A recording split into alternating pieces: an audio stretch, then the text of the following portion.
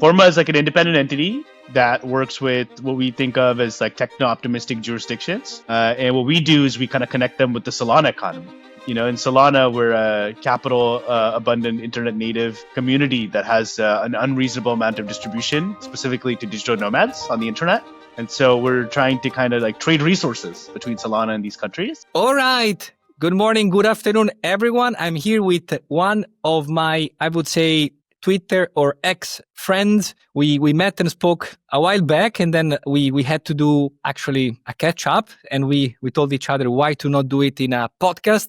Farhaj, so happy to have you here. How's it going? Really good, man. Thanks for having me. And yeah, it's been a minute. I've been seeing your tweets all over my feed, educating the world about these very exciting new jurisdictions. I remember the first time we talked about it, you were like, you know what? I'm gonna go all in on X, and I was like, yes, you absolutely should. This is very exciting to see. Likewise, I've been seeing you also all over, not only X, but actually all over X and all over the world. And this is first of all, Farhaj is the founder of Forma City or Forma. The first question for all those ones listening is, can you tell us, can you tell them essentially, because I know already a bit more, but what is Forma? What are you doing? What is Solana Special Economic Zone? Yeah. I guess the easiest way to explain it is Forma is like an independent entity that works with what we think of as like techno-optimistic jurisdictions. You know, countries that are making a lot of big changes at a policy, at an immigration, as a business-friendly, regulatory level. And what we do is we kind of connect them with the Solana economy.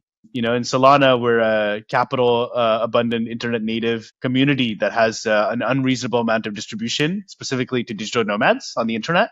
And so we're trying to kind of like trade resources between Solana and these countries. So far, we've done 3 kind of country activations. Our first one was in Argentina. Our last one was in Sri Lanka. And most recently, we went to Kazakhstan, where we did a lot of really amazing stuff with stakeholders in government, the free zones there. So yeah, it's a weird organization because we do everything from talking about their special economic zones to like showcasing local musicians and artists to spread the beautiful culture the country has, while at the same time sometimes working with policy leaders to deregulate crypto, AI, and just like technology business in general. But yeah, that's what we do. That's amazing. So let me jump in, just because some of those ones listening are fully into crypto or Bitcoin, but others maybe they're not. So as maybe someone knows, besides citizenship, besides Zera, I'm super enthusiast of anything regarding techno-optimism and jurisdictions, and that's why we initially connected with Farhaj, because I'm very much oriented in Bitcoin, but something I always say is you guys in general and the Solana ecosystem has done a magic in terms of community, pure Thank magic. you. Like it's wizardry, Hogwarts level stuff, because you created a very nice, fantastic environment and ecosystem also for builders to be very objective. So kudos. And every time we chat, I have a lot of fun. So my kind of input for those who are listening is essentially Farhaj is helping from one side governments, correct me if I'm wrong, to eventually build some new forms of eventually jurisdictions or special offering or special, I would say, why not even tax exemption methodologies or anything, or digital nomad visa programs for attracting the right talent eventually and capital in their country, and vice versa, connecting the huge community on Solana and in general the digital nomads behind it with these opportunities in countries. Is this correct? You nailed it. Yeah, exactly right. Yeah. I know a bit about you, so it would be actually interesting to. So you are not new to these things, right? In your previous startup, you were doing something preparatory. Yeah, I could give a high level overview. So I first got into entrepreneurship when I was in college, when I was working on like a barber booking app. Spent 2 years on it. It failed. My second company was in the kind of regulated agriculture space in the US. And eventually we ended up working on some really, really boring but interesting kind of reg tech product, which was like an independent contractor compliance system. For companies that worked with like gig workers, like 40% of the workforce in the US is independent contractors, freelancers, who I consider to be sovereign individuals, businesses of one. And a lot of times states, the federal doesn't know how to regulate the companies that work with them or the people themselves. So we built a product that helped, the companies that work with independents make sure they're not misclassifying these people. After that, I think around the same time I was building that company is when I first got exposed to crypto, and it was Solana. I hosted a hacker house in Miami during Miami Tech Week, and a bunch of people came and just internet friends, for the first time from Twitter, gathered in a physical house. I think that was a pop-up village before they were cool, and we had like 40 something of us in this one big house just hanging out in Miami because, that was the place to be at that point in time. and one of them introduced us to Solana for the first time. So this is like in the very early days. Mainnet had just gone live. NFT mania had just begun, and so I got in and got really fascinated. For me personally, I think it was when I send money to my sister. She's studying in Bangalore, so I sent like USDC to her, and she off ramped it into her bank account immediately. Usually, when I send a remittance, it's 15%, right? The price that I paid. This is like a few cents. I was like, oh my God, I get it now, and so since then, I've been very passionate about, very curious about crypto and getting into the ecosystem. Yeah, work-wise, most recently, I was a part of the founding team of BuildSpace. And so we were the world's largest tuition-free school for entrepreneurs. We actually started off making open source content, teaching developers how to build and ship apps in Web3. And eventually evolved to be a home for everything from filmmakers to AI app developers to musicians. And so towards the tail end of my time there, once we grew big enough, I actually, with my co-founder now, Babak, went around the world talking to governments, helping countries try to identify, again, how to attract international talent, what we called the internet middle class, which is people, regardless of what passport they hold or what geographical location that they're born in, through the internet could upskill themselves and earn dollars on the internet. And this internet middle class is getting built really fast, of people earning six figures on the internet, but they might not fit the traditional classification system that countries have. And so we were teaching them how there's a huge foreign direct investment opportunity, huge culturally aligned immigrant attraction and high skilled labor attraction opportunity, but most importantly, a very big opportunity for some of these countries to inspire locals to start their own businesses, but also to attract international companies who can come and set up there if they make their. And it wasn't even about tax consumption. So just give regulatory clarity, and I think you have like a large windfall of companies. So yeah, that was awesome. We talked to a lot of countries, and on one of our road trips back, actually from Abu Dhabi, after meeting with the government agency there, I was talking to Babak, and that's kind of when we first came up with the idea, where I was like, man, BuildSpace was a venture-backed company. We raised like $10 million from Andreessen Horowitz and, a bunch of amazing investors. But we were at the end of the day a private commercial company. I thought that, blockchains are basically cities that are native to the internet. There are startups that are choosing them as the base jurisdiction. You can open up a bank account over the internet with a few lines of code. You can launch a business. If you think about it, technically, they're like these digital cities or digital free zones. And so there's a lot of opportunity basically for trade between blockchains and countries. And so we called up my friend Akshay, who's at the Solana Foundation, pitched him this crazy ass idea. And he's like, yo, actually, I've been thinking about this for a while. You should work on it. That's kind of how basically all the craziness started right about a year ago. But that's awesome. I have the $1 million questions or whatever, the 0.1 Bitcoin question. So Argentina, Kazakhstan, and maybe a third country, say that, you are talking to someone maybe in his 20s or what's going on there, and what do you think it's interesting now happening in Argentina or Kazakhstan? Feel free to go ahead, because I think the most interesting thing also for me, to be frank, is you have been there recently. You've been doing a lot of stuff with governmental entities and not only with local communities, not only necessarily only engineers, developers, but also artists and so far and so on, marketers. So why someone should think today of Argentina eventually? Why Kazakhstan? Why Astana, right? Or the third country you're going to mention? This is super interesting for me. Yeah, I'll do like a quick evaluation of all three. I think for quality of life and for geographical location, like Argentina is like very strong. Your dollar goes a long way, but I heard, recently inflation's been a little tough, but it's just a beautiful place to live. You can enjoy amazing food, amazing culture. You're in the time zone that is closest to Pacific Standard Time. So if you want exposure to all the activity that's happening in San Francisco, just in terms of like delta of hours, but you want a Western kind of lifestyle, I think Argentina is great. I heard that they're working on building a new golden visa program that could also directly translate into a citizenship by investment program for about $500,000, which is up there, but for the strength of their passport is really promising. Back when we first explored Argentina, I thought one of the most interesting things too is, they had this constitutional law, which basically said anyone who lived in the country legally for 2 years could get access to the passport. For other people, including myself, who's like an Indian national, I was like, wow, this is a really strong passport that you can earn without sacrificing too much of your time while still being a pretty solid fiscal resident of that place. So I thought that was interesting. But now we're watching. I do think that, the P2P crypto economy, out of every country that we've been to, I've never seen the level of adoption that Argentina has. When we finished up SEZ there, we'd even launched like Solana payments in 2,000 stores where you can basically pay for whatever you want with USDT. It's like really phenomenal. So I think bottom up adoption crypto, I've never seen it like I have in person in a country like Argentina. Sri Lanka, I think, is one of the most underrated places because not a lot of people know about this, but there's a new special economic zone called Colombo Port City that's being built there. It's modeled after the International Financial Center and Jebel Ali Free Zone Authority, the first free zone ever here in the UAE. It's super interesting, but I'd say the free zone is still early on in its infancy, but it's super competitive. They have 0% corporate tax, 0% VAT. You can get some long-term tax exemptions. The bank over there, the central bank, is not as friendly to crypto companies or crypto activity yet.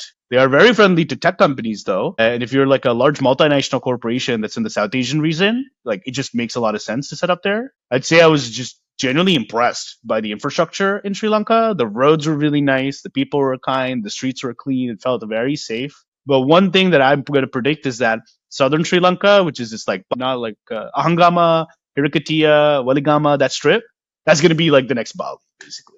Yeah, when you go down the streets, all you see is people from all over the world. It's so welcoming to foreigners. One thing I really loved is that a lot of the local Sri Lankans themselves owned a lot of the businesses that were thriving as a result of this nomad activity. They've also launched very friendly nomad visas. Their tourist visa in itself is very accessible. Like Argentina, for example, for Indians that don't have a US visa, it's hard to go to. But Sri Lanka, like, it was visa on arrival for Indians, a lot of other like third country nationals. So I thought that was really cool. And Kazakhstan is something that I'm very, very bullish on. So it was crazy. Like the first time we visited was about 7 weeks ago. My co-founder Babak had been to Kazakhstan many times over 5 years. I wasn't familiar at all with Kazakhstan's game until we landed there. But in our opinion, I think Kazakhstan is one of the most premier jurisdictions in the world that no one knows about, specifically for crypto founders. It ranks almost bar for bar with Cayman. International Financial Center, the Special Economic Zone, is very sophisticated, and their regulator AFSA. So as a destination for incorporation, I think Kazakhstan definitely wins out of those three, and might even come out in the top three for crypto, period. And we've mentioned to them to make some small regulatory amendments. Like right now, if you set up a crypto foundation there, it's not tax exempt. So we've asked them to see if they could change that along with some small minor suggestions. But I think if they implement that, we're looking at what is possibly like the next, the Zug of Central Asia is kind of what we think about. And they're so sophisticated and progressive that I don't know if you saw, but with the Jupiter Solana Foundation, Asana International Exchange, which is their NASDAQ powered stock exchange, just announced an MOU that they've signed with Solana Foundation Jupiter and Intibix to announce dual listing for IPOs on Solana. So the concept is, exactly, right? It takes about $20 million to go public on the NYSE today. And I think the problem that all these other exchanges, stock exchanges have, like, in London or in Abu Dhabi or in Kazakhstan, is like access to liquidity, right? The capital markets depth is not built out to the same way as New York. And so if they can take care of the compliance and the registration part, the front end, and allow for trading to happen in the back end of the global kind of capital markets on the internet, companies could choose alternative destinations for IPOs. So I think that just goes to show, right? And in Kazakhstan too, the president is on an amazing roll right now. He put like a public announcement where he basically asked every single regulator, including the central bank, to specifically deregulate crypto, ease up on-ramps and off-ramps from your business and personal bank accounts. I heard that they're exploring like stable coins. And also finally, he announced when we were at Asana International Forum, a crypto city where apparently crypto will be legal tender, which is going to be like a new type of special economic zone where they're testing out this crazy stuff. So yeah, Kazakhstan is a hidden unicorn. We're very excited about it. And we've been really impressed with just, again, how sophisticated the regulators, the government officials, and the founders there are. Farhaj, this is amazing. And if I can just add my personal angle, why I love these, and these are all alphas. So I think it's a lot of value. I will do a post immediately after this, just pre-announcing the interview. Yeah, because you need energy for even having governments doing new things. And sometimes many jurisdictions, not all of them, to be frank, they want to do new things and they need on the other party, on the other side of the table, either you're in a place where escape velocity is already there, like San Francisco for AI. Or you aggregate and you recreate this escape velocity online in the cloud to in different terms. And again, I'm fundamentally, one idea in terms of, Bitcoin for various reasons. But my take is Solana, in my view, has been incredibly good, seriously awesome. I'm super excited every time I see stuff happening because you recreated this escape velocity that is needed, because for launching even a kind of dual IPO system in even a small, maybe today country, you need to be brave, you need to be bold, you need to have people even at trying out. And sometimes not all the donuts comes out with the hole, right? So, but you need to be trying so this is fantastic. So Argentina, great quality of life. Potentially, let's watch also the Golden Visa program, how it develops. I'm also watching very carefully. As soon as it's out, if it's a fit with citizenship, we will try immediately out. Epic. I think it could be good, man. Very strong passport. I mean, you have the E2 treaty with America, you have European access. I mean, it's like a top 20 passport, I think, in the world, right? They real 100%. On the other hand, for living purposes or for the investment per se, there is the currency, the potentially appreciation or depreciation to take in consideration, and for, of course, the local economy, because we need to see Milei how much. But in the end, this is part of the game. It's always a trade-off. And for Kazakhstan, this is an alpha, because I was telling you before, I work a bit with Astana in the past, and I only have positive feedback. They also at that time with the Legal Tech Advisory Council, they were trying their best to do a lot of innovative things. So I'm very bullish with you.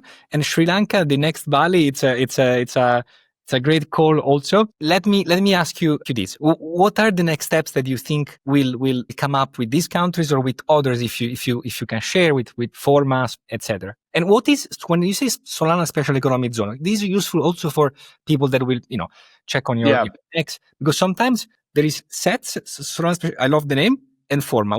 How does it work? Yeah, it's a great question. Solana economic zone basically is like a meme that we made. We thought that the combination of words were so interesting. There's a likelihood that a lot of people, would like to talk about it. But conceptually, the idea is that Solana economic zone is like a physical, instance where we, represent the Solana economy in person. We call them delegates. When we bring founders of unicorn businesses on Solana to a country that they haven't been to before, to explore going to market, to setting up their companies there, to hiring talent. And on the other side, when we find a government that's excited to do some sort of structured trade, with, again, representatives from the Solana ecosystem, it's crazy. When we're in Kazakhstan, the country almost treated us like a delegation from another country. We had official MOU signing ceremonies with the Republic of Kazakhstan. Some of them will be announcing like over the next few weeks. One of them, actually, Forma, signed an MOU with the Ministry of Digital Development, Innovation, and Aerospace to basically be a formal advisor on their digital nomad, golden visa, and business attraction programs to, basically help them capture more internet talent and internet businesses and drive them to their physical jurisdiction. And, we're hoping that we can have a similar level of partnership, with these other countries. Because I think most of the times there are a lot of these amazing countries that have beautiful infrastructure. They have great resources, they want to attract capital. They want to do something like this. Is usually like what they struggle with is a marketing problem. And so we want to fix that, right? We want to use the marketing resources that Solana has to promote their agenda, to help them, level up. And so, I think that's the idea for Solana economic zone. Right now, they're ability, they're an opportunity for us to connect cloud and land and then start to form material partnerships between both sides. Yeah. That's so cool. So cool. And I mean, I can explain in many directions. Probably one question for you is, you are in Dubai. Where do you think you're going to be in the next 3-5 years? I mean, in terms of... Yeah,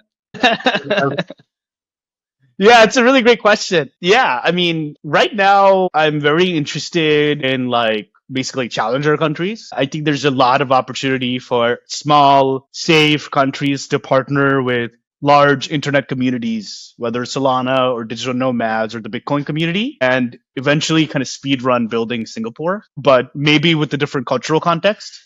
I think Singapore is amazing, but, they have their own kind of cultural context that's inspired by their traditions. And so I think there's this huge opportunity where there's some country that's small and nimble, that's willing to do the structured partnership, has the ability to basically be a home for, again, internet businesses, digital nomads in itself is 200 million people who live and work on the internet, who represent the top 1% of earning potential, globally, right? And so there are a lot of these people who don't have this strong physical base, including myself. I've been jumping around the world for a long time.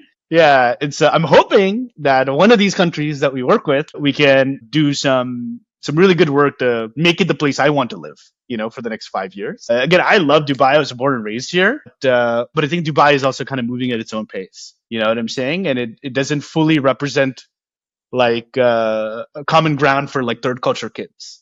yet. So yeah. I think the next Singapore is going to be in Africa. That's my hot take. I'm going to spend the next few months going exploring, being with people there. But yeah, with the population growth, with the natural resources, with the now independence that a lot of these states are seeing for the first time, and with internet capital markets, I think there's a really big chance that either some Balkan nation, which is an Eastern European country somewhere there, or some African country has the potential to become like the next Dubai, the next Singapore, but with like a different cultural framework, which is what will make it unique and what will make it very interesting. I can definitely see this happening both in Africa or in Eastern Europe. And there is so much depth in what you are sharing about, your perspective of Singapore, Dubai, which are usually, considered the kind of interesting and freedom-oriented, although sometimes with restrictions, but it's part of the equation countries. Because something probably to share also is you do a lot of events, right? So if someone is interested even in joining, I guess, in their 20s, in their 30s, even, older, it's quite open. You can join people can join your, how do you call them? Like pop-up events? Pop-ups. Yeah, pop-up villages. And that's a cool experience for connecting, sharing ideas, and you don't need, so I think the message can also be, okay, let me frame this as a question. For what? Because you have a lot of experience in Silicon Valley, US, Dubai, across countries. So the question is, for what? Let's say that you have your younger brother, okay, and you need to advise him on where to go for what. And do you think San Francisco is still an option, and for who? Or alternatively, where would you go? That's a great question. Wow. I think it depends. Like, I think it's like the American dream with respect to going to university there is like dead. There's this amazing book called Paper Belt on Fire by Michael Gibson, the guy who started the Thiel Fellowship and now runs like 1517 Fund with Daniel Schrockman. And he talks about how basically the US used a competitive advantage, which was this like academic system that inspired young people to take risk into like this corporate machine. And now there's basically this like there's the Bible Belt, there's like a paper belt. Wishly. Yeah. So they print paper in return for $250,000 in debt for 18-year-olds. And I just think like the return on investment on that decision is like not worth it anymore, because you just waste prime years of your life, like not working on interesting things. So like personally, I'm very interested in these like, if like my younger brother or my sister, for example, were have to go to university, I'd be like, go to Waterloo. Or I'd be like, in Canada, culturally, immigration-wise, it still sucks. I heard the Canadian immigration program's gotten even worse. But Waterloo just culturally has something in the air that inspires young people to be a little hardcore, take risks, and work on ideas. I would even like recommend, people to explore places that they wouldn't think of otherwise, like, I don't know, Brazil or Argentina, just because like there's a faster path to citizenship if you're someone who has like a lower value passport. Or I would just recommend to take 2 years, take a gap year and go travel and learn on the internet, right? There are a lot of these like new school establishments that are being built. In San Francisco, the only reason I love that place is because there's Founders Inc., right, which is like a 42,000 square foot campus for builders. And again, there's something culturally in the atmosphere that is very supportive of risk-taking, supportive of failures, encouraging you to try more. And as a young person, your rate of learning can be incredibly high, because you're surrounded by people who are also taking risks, shooting shots, and like moving really fast. And so, yeah, it's really hard, because I think the answer used to be clear just even 4 years ago. And now it's really difficult, even with Europe, you don't know when regulations are changing. My sister went to study in London, and it's become harder than ever for people like, who are highly skilled to get hired because they have like national quotas and stuff. It's just like if you're a skilled individual on the, who's not like from like a Western passport holding country, there's no place actually really that is extremely welcoming for them, that gives like a clear pathway to permanent residency, that has like an abundance of opportunities. So not that I'm being a doomer, but again, this is where I think some of these challenger nations will win out, where places like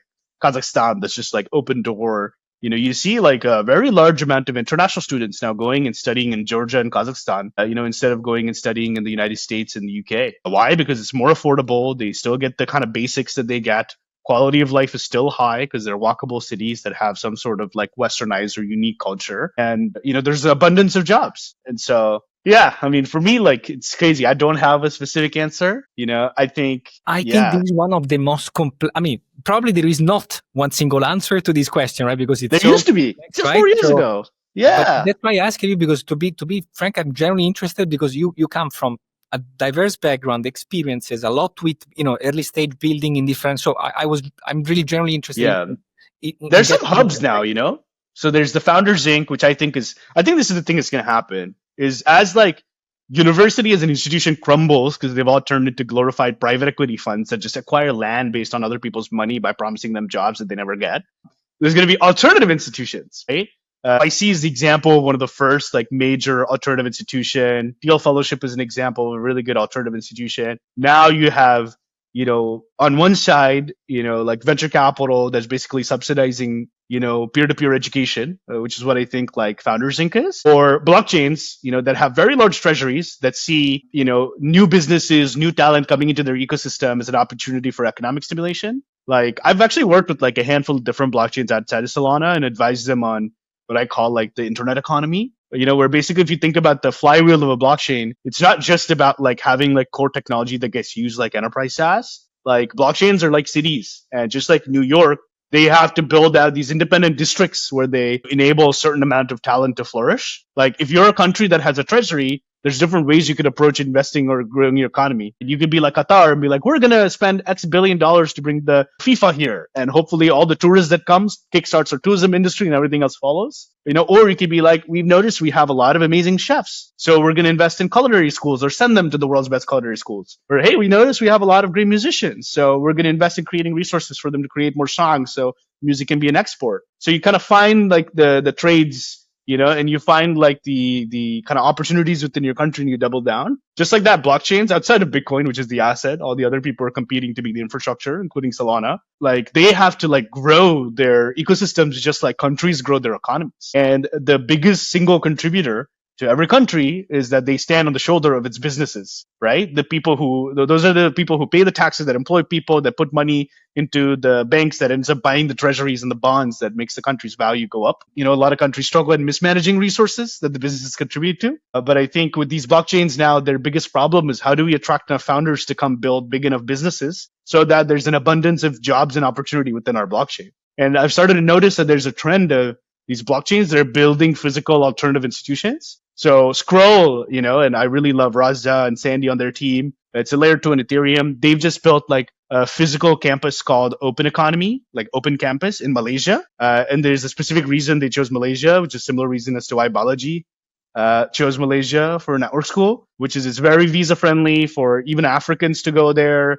The US immigration system has gotten so bad, it's very hard for people to go relocate to San Francisco if they don't have ESTA access or get a visa, right? And so Malaysia, that's happening. In San Francisco, we have Founders Inc. and YC and, the residency and a bunch of really cool stuff. Dubai, Polygon or Aglair funded Hadron, which is a 12,000 square foot campus for builders. That's fully free. In Solana ecosystem itself, we have 16 super teams, which are physical communities, and I think 8 shipyards, which are physical co-working spaces. From Buenos Aires to Bangalore to in Dubai, we're going to have one to Berlin to London, right? We have physical outposts where people who are participating in our internet economy can gather together and do stuff. So I think this is what's going to happen is, either countries or like these new challenger institutions or, some sort of like financial thing like a venture capital fund or someone is going to be incentivized to create these alternative education institutions. And finally, like blockchains, will really deeply pursue creating these things because the people that they bring into their community and help launch a business end up becoming the people who drive economic activity. 100%. This is gold. Actually, after this interview, I will try to publish it to get a list, because honestly, this is a good call to action for anyone at any stage, because there are already there incredible opportunities, including Network State School of Palagino, where you pay less than a rent in Lisbon or $1,500 a month, food, workout, apartment in a 5-star hotel, basically. And you get connectivity. So maybe, personally, at least in this phase, my kind of personal conclusion is to this fundamental question, which is extremely hard, right? Where you should move, what should you do? In my view, at this stage, the right probably general advice is wherever you want, as long as you move. Because in my view, the greatest... I like that. Yeah, because if you think for a while, in my view, the real trap right now, if you are at the university, for example, I have a super traditional background, so I made all the academic career, PhD, etc. So sometimes I ask myself, was this, and I have all my theories behind it, was this worth? Yes, no, it depends. So in my view, independently from where you are, maybe you are already a surgeon or You can practice the surgery, whatever in Canada. You never know. Maybe as long as you move, you acquire a different perspective. Otherwise, you remain in the box, right? So, if in my view, the kind of trade-off is the more you go traditional, the more you trade off stability eventually in the short term, but at the same time, you become a black belt in doing the same things that probably in the last 15 years have been done. And if you choose these alternatives, eventually, what you need is in my view, you need to get escape velocity, because that's, for example, what from my personal, life story, professional story, what I if I had it earlier, I would have gone there much earlier. And that's the magic, in my view, of these institutions today and yesterday, San Francisco, or still now alternative ones like YC. YC, in my view, created something incredible. Along these lines, one question for you, really just for my own curiosity. I lived 4 or 5 years in Dubai, would probably one day live again there. And as you know, I've written extensively. My general question for you is, how does it feel to you were born there, right? You how is life for someone who is born there, but at the same time you've been super international, super curious? How did you? I love Dubai actually. Like, I think like one of the most interesting things about this place, ever since I was a kid till now, is like 90-ish almost percent of the population here is expat, and so I almost think that the country like thinks of us as like customers, and how they measure their success is like the KPI is, and you'll even see it on the boards and stuff here, right? The DMV, which is the most like sad institution in America to go to, the equivalent over here is called like a happiness center. They're just really good at branding stuff, And That's so the main, I think, KPI here is resident satisfaction. So whether it's core infrastructure, whether it's like the roads, whether it's traffic, whether it's visas, whatever it is, I feel like the government is extremely incentivized, because we are such a large contributor as residents, contributing to the economy here to make our experience living in this country great. And so, frankly, if the weather was, not so bad during the summer, this would be the best place in the world to live, in my opinion.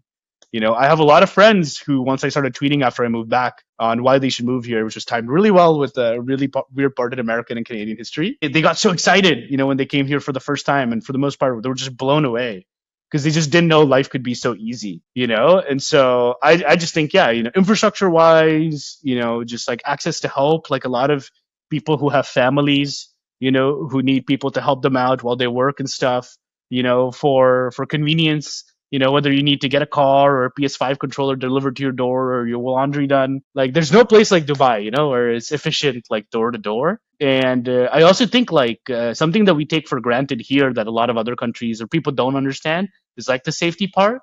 Like I had a lot of like people, especially my girlfriend, like walk around the city at 3 a.m., 4 a.m. at night, not think twice, about anything. Just like that sense of freedom is really underrated. And I think that, plus the fact that Dubai International Airport is so connected, if you're like a nomad or someone working in crypto, or who's traveling to a lot of these different countries, I think you can fly to 85% of the world within 9 hours from Dubai. So it's really a great place. And to get a little nerdy, I think on the special economic zone side, there's a lot of interesting reform stuff that are happening here. They introduced corporate tax primarily probably to get off the gray list with the EU.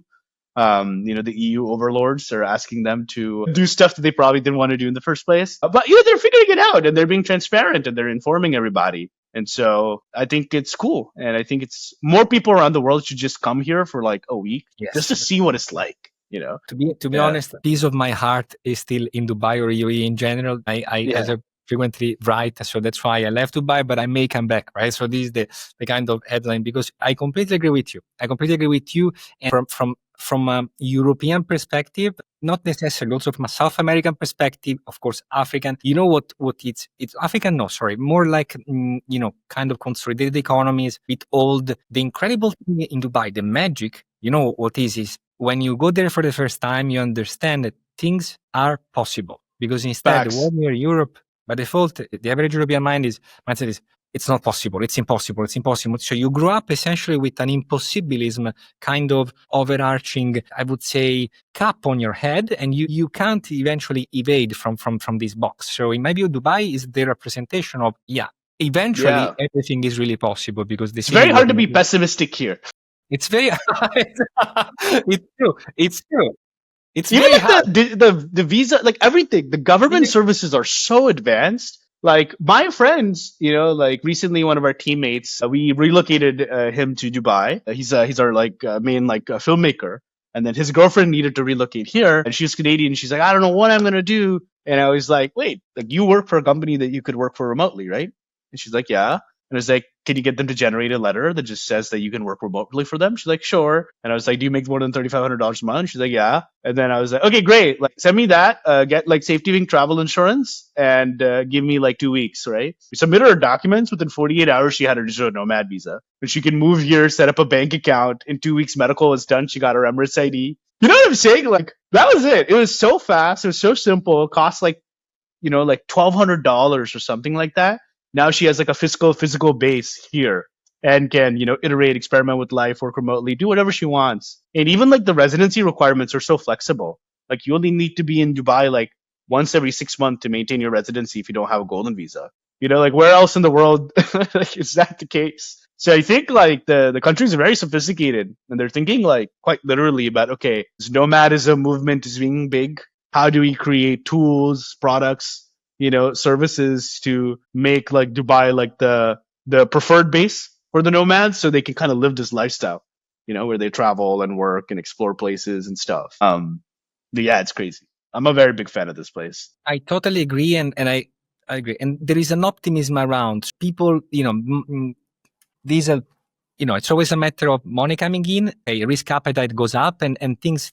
In my view, this is the kind of probably summary. You need to always achieve this kind of escape velocity and optimistic networks that enables the best energies to produce results. And last question from my side, just out of curiosity, because it's so interesting to see what you're building up. How did you come up in the US? Because you spent some time in the US. So how did this happen? What eventually you learned in the US? That's a good kind of question, I think, right? What did the US that gave you in terms of? Yeah, I think for me, basically when I got done with high school here in Dubai, I went to like a Indian school, I was just like, I'm very like risk on kind of person. And, most of Southeast Asian society is like default risk off.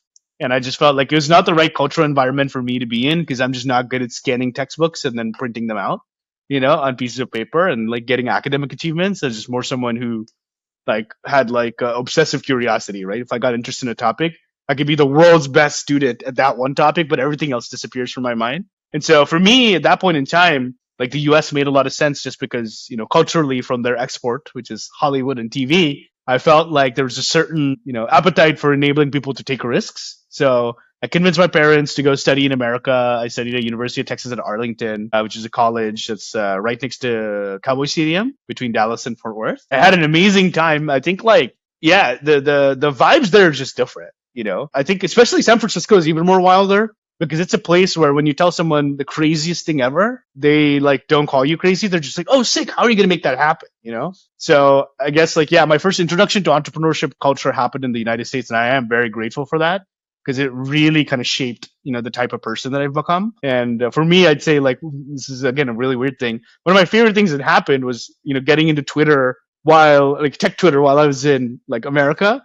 Like it helped me meet just a lot of very interesting people from all over the world. And like I have like internet friends everywhere, right? I could make a tweet. I'm like, I'm landing in Nairobi tomorrow. Who's in town? And like meet like 5 to 10 interesting people.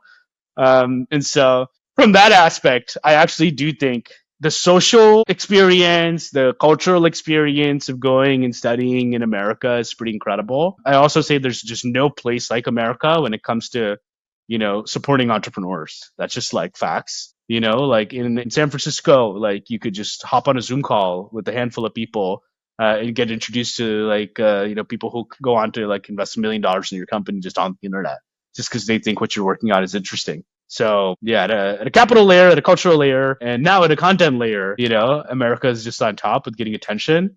I just hope that the country doesn't, force its biggest value creators to leave by creating a bad regulatory environment for them. But it seems like they're on the right track with that now. But yeah, so that's kind of when I guess my window shifted though, because when I had to leave the US and I came back to Dubai, and, again, immigration is really difficult. Even getting an O1 now has become difficult. Like ICE is clamping down, like, USCIS is pretty like risk averse. And, we're hearing not just with that, like just recently they dropped a report, and they said that 23.7% of the people who applied for a Schengen visa in the UAE got rejected. Which was like 20 something million dirhams in money lost Like, I don't know why, but like there's a big clampdown from Western countries from like immigration, which I think is really sad because like, Balaji talks about like the whole dark talent thesis, where now with the internet, people can just like learn skills on the internet and be a world-class operator without having to step foot into one of those jurisdictions physically. So I'm hoping that there are some new San Franciscos, that are created around the world. And that's kind of what I'm really focused on, is how can I enable some of these countries to, replicate the cultural infrastructure that San Francisco has, and capital would just follow wherever the best talent is. So yeah, it's crazy. I've been thinking about this for a while. Actually, I want to ask you, is as someone who's like looking at the bleeding edge of like golden visa and like, nomad visa programs and even citizenship by investment, I have this really crazy idea that I hope will be implemented in 5 years. And some way you can make it happen, that'd be awesome. But like in the Solana ecosystem, for example, there's this company called Etherfuse, and what they do is they tokenize government bonds and sell them on chain. So they did a partnership with the Mexican Central Bank, and they sold over $100 million of its bonds in just a few months after tokenizing it. And then you can build a lot of interesting layers on top of this. But one thing that I was saying is like, like I think that I'm sure you'd agree too, the Caribbean citizenship by investment program is just super broken. It's just like money that you throw into a black hole, a donation that just goes directly into their government. And, that money's not put to work. And I saw like you were one of the first innovators for like basically showing like a capital instrument as a way to invest into a country, giving people access to Bitcoin exposure by investing into an ETF. Like, don't you think it'd be super fascinating if basically there was a fully internet native way to gain different tiers of visa to a country based on how much of your money you park in their bonds? If I buy like $10,000 of like, I don't know, Zanzibar bonds, on the internet and stake it locked up for a certain period of time, that issues a visa that allows me to travel back and forth if I do KYC. If I want to, get like a golden visa, now the number increases, but it's predictable yield. You put your money, you directly buy the treasuries of the government, which means you're investing into its future. And then if you hold it for a certain amount of time, unlock your citizenship, I feel like that could be really cool. 100%. Yeah. That would be a very cool product, and I think could be disruptive. If you think to build it, call me. I may be able to help, and let me put a chip, like a small investment in. I'm just kidding, but it's can work. It can work. So to give you an overview, yes, it is. In my view, my opinion is this could be a killer product for both sides. Partially, this already happens. So depending on the single golden visa program, depending on how it is structured, usually there are two categories, like real estate centered and non-real estate centered only. Long story short, in many programs right now, you could do it. Let me tell you, you could even without government. So even in Portugal, with a bit of creativity, you can do it. You can leverage the current framework to create the same ultimate, kind of goal. The value proposition in this case would be to increase transparency dramatically on both sides. Yeah. And that's probably, in my view, the primary and missing need besides Caribbean ones or Pacific ones, programs. That's the main need in the market, because in the end, these programs are a bit analogic in a digital world. So you still put money, and then there are so many layers in the between. And you the embassy visit to get your interview done, and biometrics, and the challenge, in my view, for this kind of product, which can be super cool. And I can already see this part of the interview in 6 years from now being retweeted. Just kidding. But the challenge, in my view, is that I deal with these things daily for at least one country, but we are studying constantly other countries. It's never, so this kind of products, it's never like, you can never do a full SaaS. You just cover one aspect, because there are so many moving parts, and each moving part eventually relies on a different law. And every law has its own administrative and procedural eventually set of complexities. And then every single set of complexities relies on a different authority. And the different authority maybe has backlog, time to be implemented. You need to know even practically how to deal with their forms or who to contact, because maybe they don't give you the appointment. So what I'm trying to say is that these are for sure a killer product. The complexity is that the digital integrating into the government services, basically. That's going to take 10 years. That's going to take 10 years in the best case, because sometimes there are political pressures and things then change, and the unclarity, because sometimes there is always the problem of interpretation in law makes the system never finite. So with all this disclaimer, it's feasible. You need to do a 20% fully automated, and 80% will be on the MVP, non-automated. I see the demand side be there. To be frank, I think this can be a good startup. On the other hand, well, in theory, for certain countries, for sure, for Portugal, eventually for Bulgaria, you can do it this in-house even with the current legal frameworks. It's just that it's a lot of work. And for example, our fund manager, they have already a fund more or less built in this way. So they already have an offering right now. Yeah, I saw the updates you posted about Portugal's NHR. I mean, if they do implement that and they give some sort of like longevity guarantee, I could see explosion in demand for that golden visa. 100%. If I don't know what's the background they came up with this idea, but if they do really an NHR 1.0 only for golden visa investors, that's in my view the best move for them, for the government, for the country, for the social system. So that would be a killer move. Especially in my view, if they increase the guarantee, because at this point in time, in my view, the kind of real valuable product is the stability. So everything you buy eventually, if they guarantee you the in a cost efficient world, if they guarantee you 10 years of stability, that's the real product, right? I guess, man, it's super fascinating. As we're getting close to wrapping up, I'd love to ask you a question for my audience who'll be listening.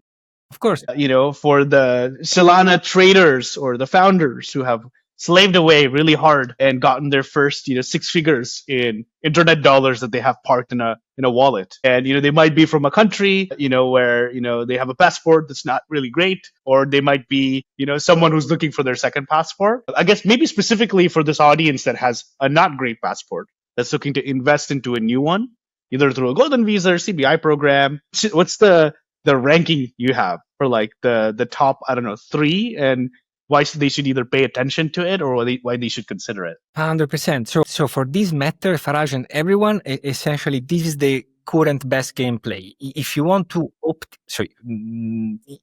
optimize second passports on the basis of the region. So in an ideal world, you want to have one passport for the CARICOM, one for the Mercosur, which means South America, one for Europe. And this is, of course, the ideal final plan when you really, make it big. But of course, you can start a bit earlier. And in my view, there are two main pathways. One is, for example, I would look into Paraguay, especially because you can acquire also citizenship after a few years of residency. And the residency requires you there is some degree of flexibility. So I will study the Paraguayan route, mainly because it could be a cheap one. Maybe if you are a founder, you want a residency that gives you essentially, you can go full digital nomad. You are resident there, you pay taxes. It's territorial, so you won't pay taxes for anything foreign. And then you keep traveling. So this is essentially Dubai requires you to stay there at least 90 days plus. Eventually, it's better even more. Paraguay is full freedom, but of course, South America is a different region. Potentially, if you spend time in the country, better to get advice from a local-based advisor in this case, but you can get a path to citizenship. So in this case, you don't necessarily need to put your capital. So if you are early stage, you don't have 5-6 millions in the USDC, Bitcoin, or the bank, maybe just 100K in the bank. No, I'm just kidding. Yeah. This one thing. For anything else, that's my kind of core advice is. So we at Citizenship, we built this offering after having studied the market. So we didn't, we're not preaching Europe or Portugal because of a product. No, I built a product because I was aware of the strategic insight. So overall, think in these terms. In the long term, you don't know what happens. And considering the uncertainties, you need to get exposure to eventually high risk, high reward plays, as in eventually in any stock, crypto, or whatever market, and stable, eventually boring ones. Ask yourself, what is the world the most stable and eventually boring place? Europe, for sure. There's some truth to that. Yeah. There is no way. Then I have this theory, which is of course a bit contrarian, and people may disagree. In the AI age, you can't replicate the Colosseum, the Torre Eiffel, the culture, the food experience. So eventually, Europe is not Euro poor. Eventually, it's going to be Euro rich. But this is not an excuse for not building. We should build. So that said, independent from all the theories, do you want your kids to be able to get exposure to 27 different countries, economic systems? Do they want to open a company in Eastern Europe? Send your daughter to learn if she wants to do fashion in Paris? Okay. European passport. In Europe, Malta doesn't exist anymore. There is only Portugal. minimum state requirements, it requires you 500K of investment. In our case, it's indirect exposure to Bitcoin. So with, of course, it doesn't equate to invest in Bitcoin. It's a fund investment. It's a different story, but it's exposure to Bitcoin. And after 5 years of 2 weeks in the country, you apply for citizenship. So is this worth? Yes, it's worth if you are conscious of long-term, eventually, flexibility and stability for your family. Of course, if you're early stage and for you, $500,000 needs a lot of money, well, maybe this is not yet for you. You should probably look into cheaper options. Are Caribbean options like, St. Nevis and Kitts still good? According to many, yes, they are. According to others, a bit less, because they are potentially, in a world where Europe and the US are gaining more and more. Well, everyone 10 years ago, it was not the same. Nobody would have cared if you had a passport from St. Nevis and Kitts or Vanuatu and wanted to travel to Paris or to San Francisco. Today, the US and Europe in general, or even Asia, is not, they're not sleeping, or even Brazil. So they are starting asking us, why I should give these rights to, is it possible that there are so many thousands and thousands of inhabitants in a small island in the corner of the world? No, they're starting eventually putting limits. I think you should ask yourself how much and for which reason you need the passport. If you're Indian, for example, this is, of course, particularly valuable because we all know that unfortunately the Indian passport is one of the worst, to be frank, right? So yeah, that's true. South Asia, man, I don't know what we did. Pakistan, Bangladesh, India, Sri Lanka, they all waved a wand over and said, "You shall not travel." Yeah. That's we have many clients and I have a lot of friends Indians, within the passport. So to recap, in my view, it's never early to start. You should always think of it. It's like ETFs or Bitcoin holdings, right? It's part of your strategy. Then you're not yet here. You're not okay. You can start with something a bit cheaper in your portfolio. You should ideally aim to have everything, or at least 2 or 3 exposure. But that will cost you $1 million. Are you ready yet? Maybe not, but you can get there. And eventually, is Europe worth as an edge? Yes, especially because, worth reminding, the Portuguese golden visa has one unique advantage until they change it. You don't need to move here. So this means that if you are concerned about, there's going to be the crypto privacy. Well, first of all, in the US, there is Gotham running and it's far more eventually invasive than Europe. So there is all this narrative against Europe when in the US, eventually it's even worse. So I think we should always be objective enough. That said, is it that you're concerned? You don't need to move today. You are buying the option. You're not buying the obligation to. That's the real you're buying. And in my view, it's worth considering that at least with us, we are very cost efficient and you get an exposure indirectly, of course, to Bitcoin. So you're not ultimately, throwing the money in an agricultural fund in an island in whatever, something you don't know, it's a different story, of course, via a company, etc., etc. So this is my best advice. And if in my personal take is also the same approach should be, you should be careful also of your residencies, in my view, especially not American-centric. In the end, the word is if you are American-centric and you want to build there for the reasons we were sharing, the US... go to San Francisco, right? That's so super fair. Yeah. That's super fair, objectively. And I would, if I was in my 20, I would still consider to be even. Actually, I'm going there in 4 weeks in July for... Hey, let me know when you do. I'll introduce you to some friends so you can check out like F-Inc. and HF0 and stuff. Very happy to. I will be almost 10 days or 1 week in San Francisco and New York. If you have, happy to catch up. And so residencies and citizenship. And for citizenship, either you start super cheap, looking to Paraguay eventually without investing, eventually to be double checked, or Caribbeans maybe with the disclaimer, double check and make your own considerations. It will cost you now $200K. It won't cost you anymore $100K. I'm not. It's up to $250 now. I heard it's crazy. Some of them $250. I'm not a super specialist of Caribbean passport. I have a lot of friends advising constantly on them. So there is still value there.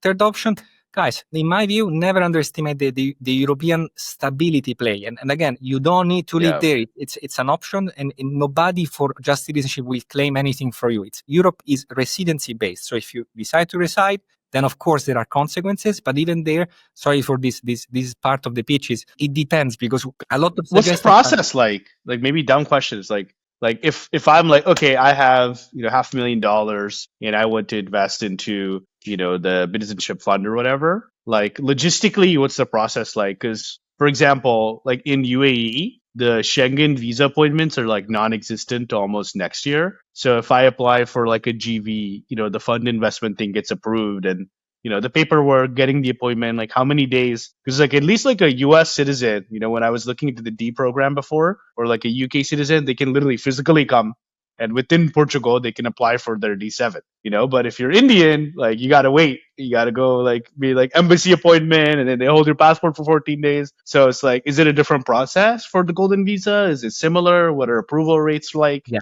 It's a different process. It works like this. You decide to invest 500K with an eligible fund, perhaps us. You have all the conversations with fund manager. If you don't have it, we give you our recommended lawyer. You start the process, which usually implies opening a bank account. You open the bank account in Portugal. We help you. Then you, once you're investment ready, you move your funds in fiat in your bank account. Then you invest in the fund. In the meantime, you have done all the KYCs, but we help you. Essentially, you have peace of mind. We help you and the lawyers in all the different steps. If you are a non-complex case, in 6-8 weeks, you are investment ready. You move the money, invest in the fund, you get the declaration. The lawyer will file the application to the authority.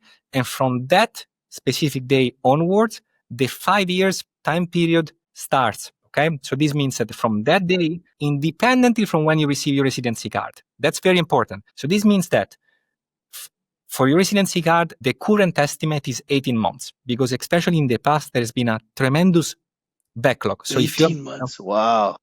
In 18 months, the current estimate, because previously it was crazy. It was super inefficient. For those ones applying in 2021, some are still waiting. Last year, there have been major improvements at the government level. They are still working on them. So the current estimates should be 18 months. And apparently, but nobody can guarantee, will become even shorter. So maybe next year, if you apply next year, it will be probably 12 months. But this is something nobody can guarantee you, because it's up to inefficiencies, to be frank, of the administrative machine. So if you are applying for the residency permit, be aware, nobody can guarantee you a specific timing. So the clock for citizenship starts as soon as the capital is deployed, but 100%. Then for you to move to Lisbon, it could be a year and a half, basically. Correct or correct. Depending on your case, there can be ways for eventually applying for another visa. It depends on your specific case. But if you do it for residency, well, in that case, golden visa is not your route. I think you should apply for a visa without investing. D8 or something, yeah. D8, D7, D3, depending on your case. So the D visas. Golden visa means, well, you want a residency permit. Investment. In Europe, and then you get the option after 5 years. So these are the timing. The good news is, there is a potentiality of inefficiency which has been already worked on. Let's say that worst case scenario, there are going to be issues. Put them in, think for the worst and act for the best, right? So think for the worst. The thing is, your 5 years period starts when you invest. And to be frank, in Europe, there is no better option. And to be quite frank, things will change. So this won't be lasting forever. So we are almost closed fund 1, and we will at a certain point open fund 2. And this is a bit the risk opportunity for everyone. So the more you wait, the more you eventually are risking that things can change. And the more you don't wait, eventually, maybe you have your own reasons for waiting and this kind of stuff. But that's a kind of the trade-off while getting into it. Yeah. Yeah, thanks so much for explaining that, man. And for people who are listening, hopefully that was helpful. No, thank you so much for asking me. I'm very curious about thank this you stuff. so much for this. I appreciate it. It's a part of the reverse interview. It's overall, thanks a lot. And this is part of we do this daily. So for any clarification, super happy to jump in a call. And it's a lot of lessons and a lot to share more, but this is a bit the kind of advice. And citizenship residence. And in my view, we can conclude with this. In my view, besides residencies, don't underestimate the power of pop-up cities from Forma. Because you can have network, have fun, discover new places, and maybe you build a strategy collectively, right? You can introduce someone, you help relocate into Dubai, and from Dubai, Sri Lanka, and who knows, maybe there is going to be a special DTB or whatever, digital nomad visa in Sri Lanka, in partnership with Forma. Things can happen. Right? I just think these pop-up cities are just like a great way to beta test what it's like to live in a city without like the time risk. Your cold start problem of making friends is solved. Your cold start problem of finding the coolest restaurants and co-working space and everything is solved. First of all, Alessandro, we'd love to host you. We haven't announced it yet, but in October, we'll have our first ever pop-up in Africa, in a country that's very easy to fly to from Lisbon, actually. We haven't revealed the location yet, but when it happens, you should come check it out. I think you'd find it very interesting. Let's do it. Farhaj, let's do it. And thank you so much. And it's family friendly, so you can bring the kids. Well, I really look forward to it. I'm very excited that every time, there are this stuff online. And thank you so much for all this, overview and then the final question. I think We pleasure. dropped a lot of important highlights for everyone who is listening. Of course, Farhaj, thank you again, and follow him on X or subscribe. I think you're doing also an amazing, to be frank, video content and not only Thank you. written. And there is it's a lot of fun. So for my audience also, this is an angle that I wanted to bring on this channel, because there are new things happening besides the more traditional ones. Even from your age, it's very important to keep an eye on them, because sometimes the best opportunities are not the traditional ones, but are the ones coming up after a bit of experimentation. So with this, Ben, thanks a lot again. Yeah, absolute pleasure, man. Great pleasure. Thank you so much. Bye, Ciao. everyone.